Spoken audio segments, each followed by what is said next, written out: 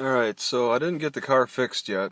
It just seems to have corrected itself on its own. I'm able to, yeah, it's a tight clutch again. I don't know if the mechanics did something, but it did come back on its own before too, so it's really strange. I checked the levels, it looks fine. I have the clutch, the new Clutchmaster cylinder, and I'm looking for a mobile mechanic, so I'm gonna put another ad in Craigslist because I drove now 30 miles roughly from the last place. I didn't want to stick around there any longer. I've waited about 2 or 3 days, and I started learning who the mechanics were a little bit more, and I didn't really care to learn any more about them. They were just under stress. Okay, they had some guys steal gas from their U-Haul, and they got it on camera.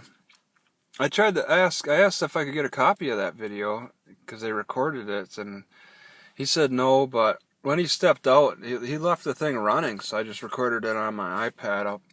I'll put it on the other channel, what I was able to record. You can see the guy in the gas cans, and it's just silly.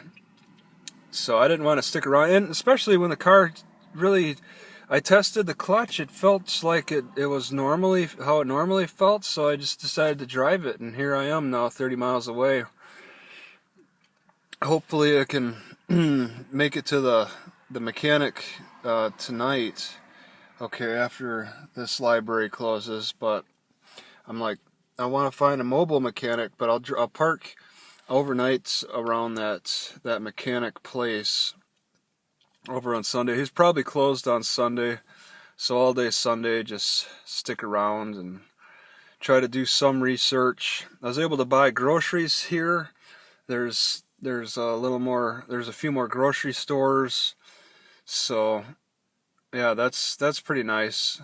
My health is just awful. I don't like this anxiety it's coming from my gut, making my heart go crazy. I think my heart's going crazy because it's trying to rid me of whatever the problem is in my gut. And it happens while I'm sleeping, so it'll wake me up. All right, it's that type of anxiety. How conscious am I of bringing it on myself if it's coming out while I'm sleeping? So I'm dealing with that, trying to change up my diet a little bit. I got relief from white willow bark, so maybe I'll chew more of that. Really makes a case for getting some weed too, because maybe that could help with pain. I wouldn't never smoke it, so I would just make a tea out of it. Maybe look for a shop and try to get some crumbles or whatever they call it that you can make a tea out of. And yeah, go with that since it's legal in Oregon. Yeah, there's not really much else. I just want to do some research at this library. It's open now, whereas the other library doesn't open till 1. It's not even noon, and it's open. So check that out. But yeah, the weather's been pretty nice.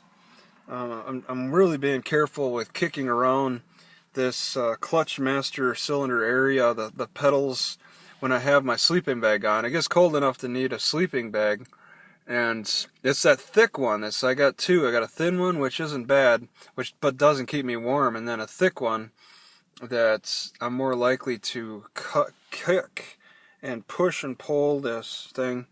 I originally thought that maybe the brake fluid leaking was causing my sickness, but it really must be more of the just my intestines falling apart on me. Okay, and there's really doesn't seem to be much I could do about it. I really need, even though after eating potatoes I had the whole reaction, I don't want to stop eating potatoes because I believe that they protect my teeth at least. I bought dates.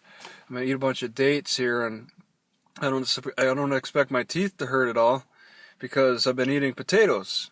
You know, if I was drinking milk and then wanted to eat dates, my teeth would hurt.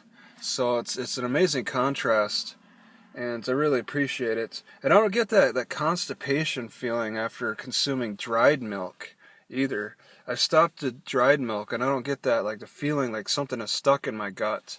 So maybe I'm effectively able to clean things out, but last night was pretty rough.